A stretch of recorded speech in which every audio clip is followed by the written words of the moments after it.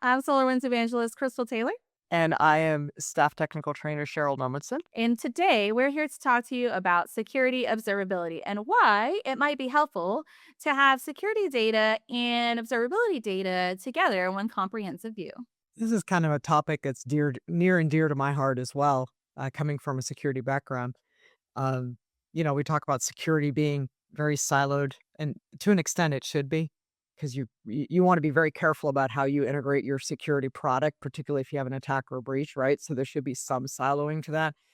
But at the same time, a lot of times these attacks can be really complex, and so trying to spot them in one siloed location can be a little challenging. Whereas you may have behavior that you pick up in a monitoring tool that you might want to take a closer look at, and it may not have been the same thing, but that canary in the coal mine is sitting over there and monitoring, and you don't see it in security yet. So I'm really excited to do this particular video. What we're going to illustrate a little bit today is how the insights that you can get from your security products can act as early warning signs for broader performance issues on your network, but perhaps even vice versa. Like you might see something on the observability side, as you said, that might be indicative of a security issue that you hadn't noticed yet, and you can kind of connect the dots a little bit better. So things like root cause analysis and things like that should be including security data, but doesn't always. Like often we keep security very separate. And as you just said, that's like for a very good reason. And we're not talking about management, to be clear. We're not talking about any security management. We're just talking about on a monitoring level. So, like, read only information that can help us sort of prioritize, maybe act as an early warning system, that kind of thing. So, what kind of things can we bring in through the security observability integration? We have things like log data and event correlation from Security Event Manager. That's a product that I know quite a bit about, having come into SolarWinds with that product originally. And to kind of speak to what you said too, Crystal, and this product is actually quite good at it, is this integration point is just being able to connect the dots. Because most modern security attacks, they're not holding up a big banner. It says, I'm attacking your network, right? They're hard to spot and they kind of get stumbled on more often than not, right? So being able to identify patterns of traffic. And if you're if you have your security tool and there's no other integration, then you sometimes can't get those patterns of traffic. And so being able to have this integration point, you have a kind of a bigger picture, like you have something happening over here that by itself looks innocent. There's something happening over here that by itself looks innocent. But then you correlate the two of them together and you're like, "Well, wait a minute." Right? So you need to be able to bring those pieces of information together. Exactly, exactly. One of the other products that integrates is access rights management, which does things like identifying potential attack vectors through access rights and then risk assessment as well through access rights, right? Like if someone left the company and you've got things dangling around, those are now risk vectors where people can potentially use them to attack. So having that access rights management involved also is helpful. Yeah, kind of a centralized way to double check and make sure you have no holes in permissions and make sure that everything's kind of streamlined. It can be very difficult to manage permissions if you're trying to do it across multiple different tools or multiple different landscapes. Whereas you can kind of see it all in one place and track it and do it all in one place is incredibly helpful. Of course, which is included as part of the observability self-hosted, we have server and network configuration management, which both bring in configuration management data. So, you've got your configs and you're comparing them against, a good state, what you want it to be, and can identify changes there. But also, through the observability side of things, you can identify when those changes are affecting things downstream. So, you can use the configuration data to bridge the gap between performance monitoring and compliance. So you can make sure that all of those things are all going on properly at the right time. Yeah, one of the things I like about that is the policy reporting or the compliance reporting tool where it says you have one line in 2,000 lines on one device of 1,500 devices that somehow ended up with a public community string or something really stupid like that. And that's a violation. And finding that is like finding a needle in a haystack of needles, right? So I like those reporting tools because they bring them together really well. And of course, last but not least, we also have Patch Manager, which highlights the need for critical updates on Windows servers, as well as some third party servers. And that's kind of a nice thing that you need to keep an eye on as well, especially if the things like applications that a wide variety of your workstations in a traditional environment run, right? And you have to make sure all of them are current. That can be hard to keep track of. So now that we've told you what is involved in security observability, we're going to show you what it looks like right now. So now we're looking at observability self-hosted. And you might be familiar with this as your home summary dashboard. What we're going to do is we're going to go down here to this security tab and we're going to jump into the security summary. Right away, we can see we're getting a lot of data in here. And if you're wondering where some of that data comes from, we very handily put it at the top of the widget where the information is coming from. And in some cases, for instance, if we were to explore the data on some of these, it might take us to that product's dashboard if we do have it integrated. So you can go right from the kind of high level integrated data over on the observability side to diving into a problem in like security event manager, for instance. So you don't have to worry about, oh, now I have to go look up this thing in this other product. You can just jump right to it. So what we've got here is a lot of information. This is our summary dashboard. So we've got vulnerability information. These are like high level widgets of what we're seeing. We've got a lot of critical, a lot of high. We might want to take a look at that and go dive in. Maybe they're not priority issues. Maybe they're not priority devices. Maybe they are. So we should probably find out. But as we go down here, we can see how many instances we have connected because you can connect multiple SEM instances in your integration. We only have one in the demo here, but you can have multiple. So if you did have multiple SEM instances, you've got one that's hosted over in the cloud or, in a different continent. You can also have one here and then integrate all that data into one overarching view here. I like having that there even as a read only with the SEM because it'd be like, oh, whoa, time out. I've got four critical SEM issues. Maybe I need to go look at that right away. So if you're especially like starting your day and you're kind of Yeah. prioritizing what you need to look at, that would be something I would look at. Yeah, and it's sort of like a holistic view. We historically have talked a lot about the single pane of glass, and I feel like this is another like layer to that. This is our security layer to that single pane of glass so that you can get a visual on all of your various security products and kind of their overarching health to see where you need to dive in first, as you said, to like prioritize your day, which I really like being able to do that from observability. If you're already going to be in there, then you can immediately identify that there's some kind of an issue and you need to either send someone to work on that or look into it a bit further, or you can do it yourself. We also have our ARM information here. So we've got some file share information. We've got risk assessment. And we'll dive into a couple of these to kind of get a better idea.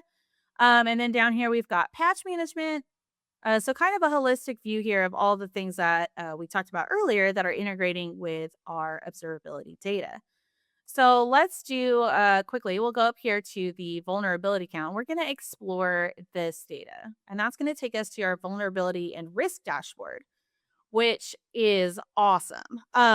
This came out a few iterations ago, and I did an individual video about it. And I think it's really incredible that we've been able to pull together this information and so we at a high level can see kind of where our risks are, where the vulnerabilities are, and then also prioritize that.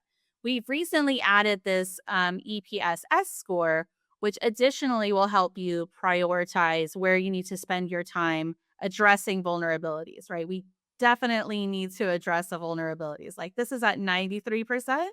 Probably we want to think about prioritizing that because it's going to be a big issue for us. I was just thinking that. I'm like, wow, it even gives you the EPSS score and uh, clickable links for the CVE as well. Um, that is pretty slick. Yeah, so like if we wanted to see more information, we can dive right into it. Yeah, and sometimes people don't necessarily I mean, I couldn't keep track of what each CVE is, right? So it's kinda nice to No. have that link right there, just jump in and say, "Oh, yeah, that one," you know, so that you know exactly what it is, and then if it has, like, a 94% score on it, Yes. probably something to look at right away. Yeah, I really like the reference points that it gives you here as well. So you have the summary here, which is telling you about the vulnerability, but you also have a direct link to the source. So if you needed to Mhm. go get the information from NIST to validate that you need to address that or send it up the chain to say like, hey, we have that, that link is already there for you. You don't have to go chase it down. I do also like that you can dive into the individual node details from here. So if you want to see anything further, you can just keep drilling down until you have all the information that you need to escalate it to the right parties or to get business backing to address any of these vulnerabilities. Not only that, but you can jump into those devices and course, depending on the server or what it is, if you're monitoring it correctly, you can get a little bit more insight on the current state. Like, I'm going to need to do a firmware upgrade or I'm going to need to do a patch, kind of directly. Are there other steps? Is the server ready for it? Stuff like that. So you can go take a look at it and say, okay, yeah, I need to do this, but let me mitigate that and make sure that I know exactly what I need to do before I do it. Yes, exactly. I also really like this node dashboard down here that has the severity of different vulnerabilities that that you potentially have. So, like this one file server has quite a few, and so probably needs to be addressed. It has a high risk score, obviously, and then tells you the individual number of vulnerabilities that are at different levels. So like this is just informational, but like we've got quite a few at the critical and high level. And we can explore that even further to get in there. So that's like some of the information that we can get from our vulnerability dashboard. And if we go here, we can also see we have a SUM summary. So you can go directly to your SUM instance to dive further in and take management actions if you'd like to on any of the data that you're seeing here, which is really important. And we didn't talk about it earlier, but one of the things that we really like about SUM is the active response. Well, the active response is the actual true real-time response that SEM can take against things that are happening on the network. Traditionally, with security, and I think most people understand this, that the longer any kind of a breach or attack goes on, the more damaging it becomes. So, having something that can react in real time, and SEM does actually react in real time because it operates out of memory.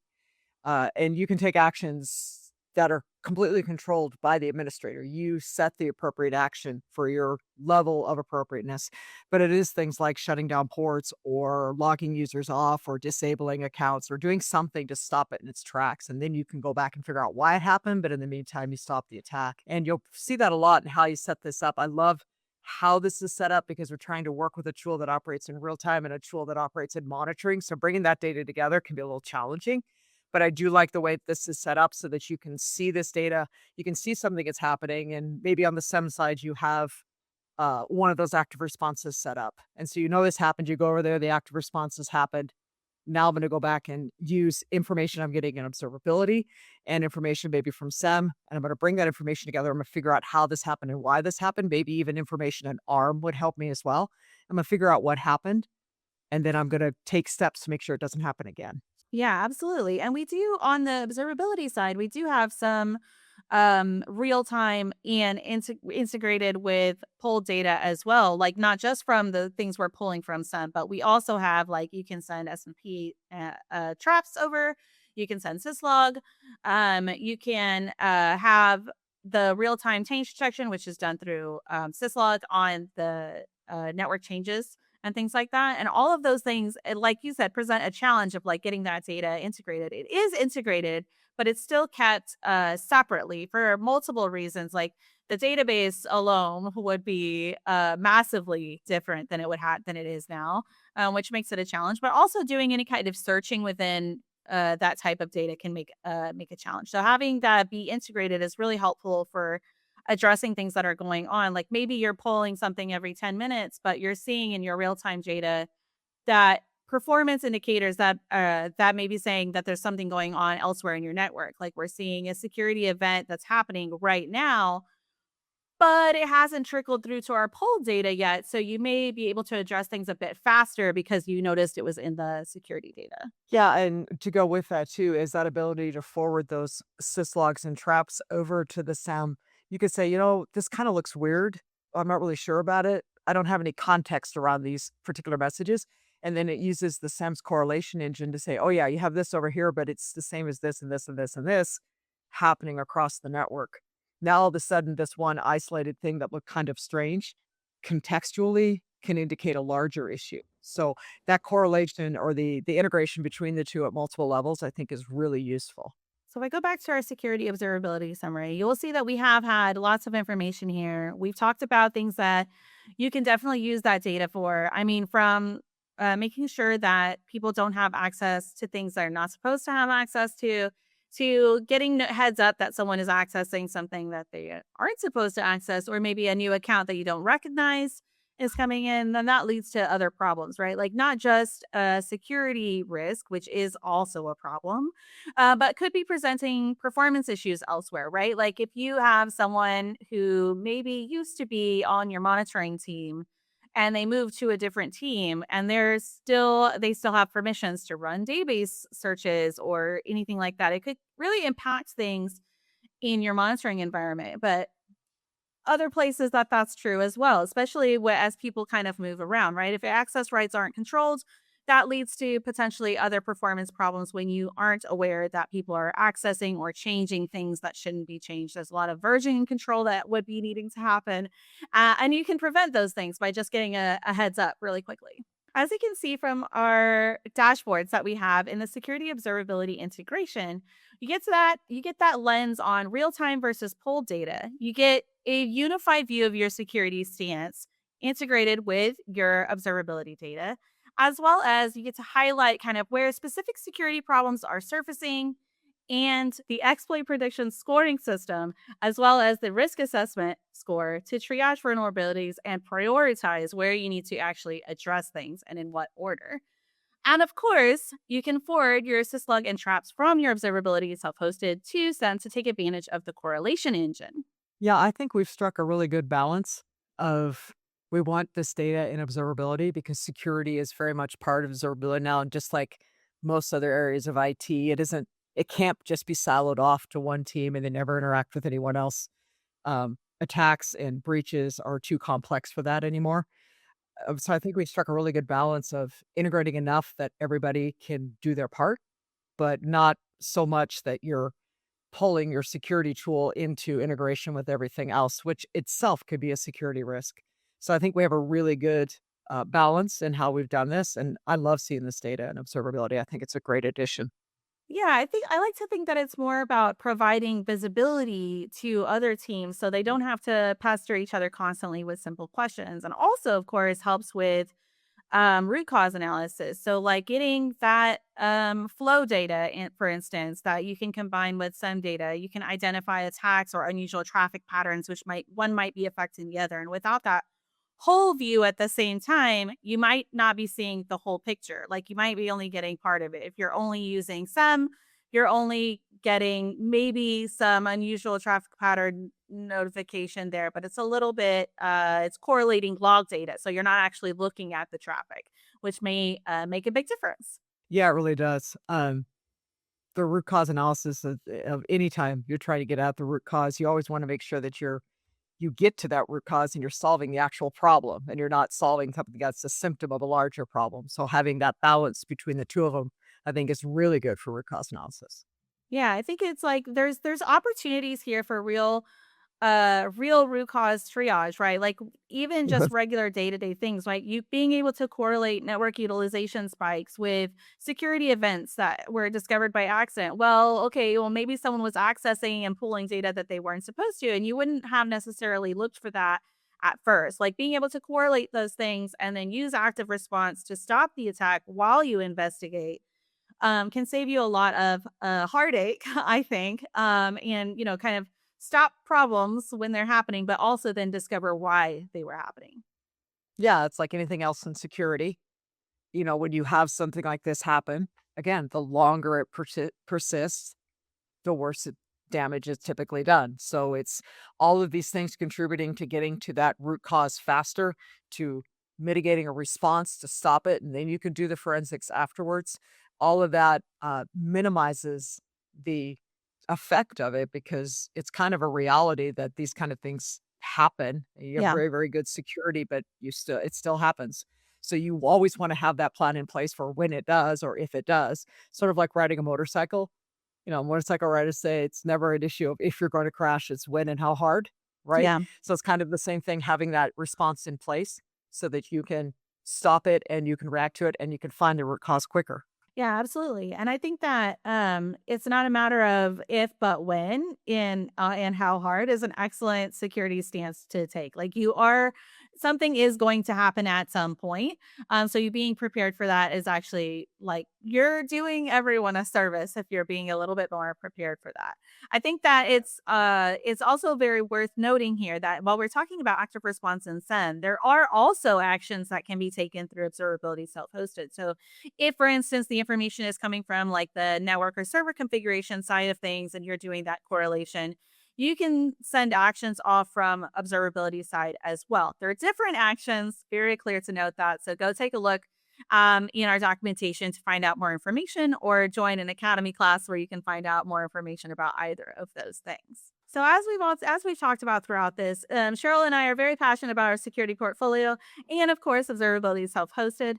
And security is everyone's responsibility. Visibility across the environment allows network teams to alert the security team before issues become critical, and vice versa. Like being able to have a little bit more communication and open lines there where it's not about blaming anyone, it's about solving a problem and addressing a need is what we all need to be doing a bit more of.